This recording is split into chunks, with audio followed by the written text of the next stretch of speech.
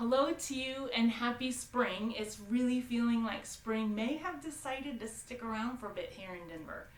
Dare we think that the snow may be hiding from us for a few months?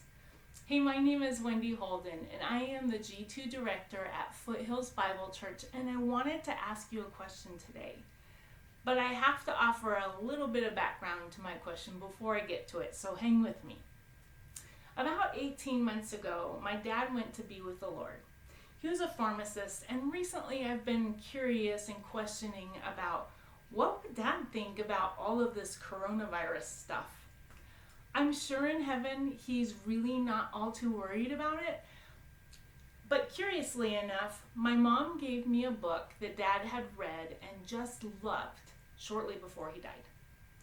The important thing in this statement is that Dad had read it. You see, Dad wasn't much of a reader, but this book, it's called Life with a capital L, somehow got his attention to the point that he read it, highlighted it, and bought the videos to go with it. One thing that stood out to me as I've been reading this book were some stories of some convicted prisoners. These people talked about how at first they resented the cell walls and the bars. And then after some time, they felt more comfortable, and the walls and the locked doors were something that they got used to.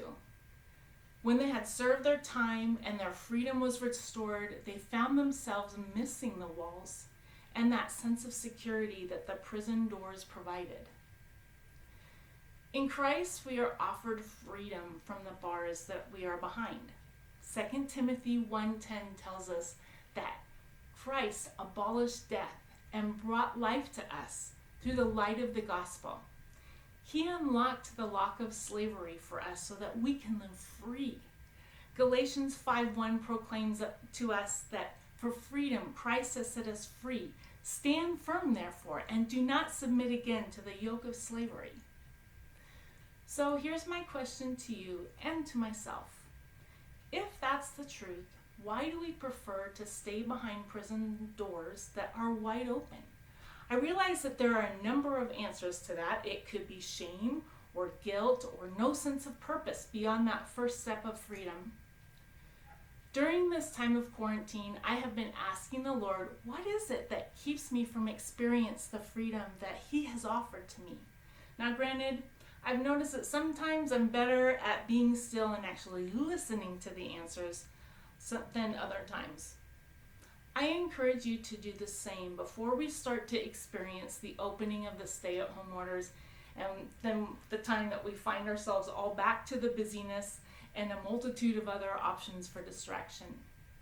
Take time today to simply ask the Lord to show you what is holding you back from that first step of fresh air and that feeling of the sun drilling its way down into your very soul. James 4:8 makes this very strong statement, and something that we can be sure of. Draw near to God, and He will draw near to you. Be confident of this. Take the time, even right now, just to ask, what is it, Lord, that is keeping me from living a life of being alive? Next time, let's see what to do with that answer, okay? You all have a great day, and I'll see you next week.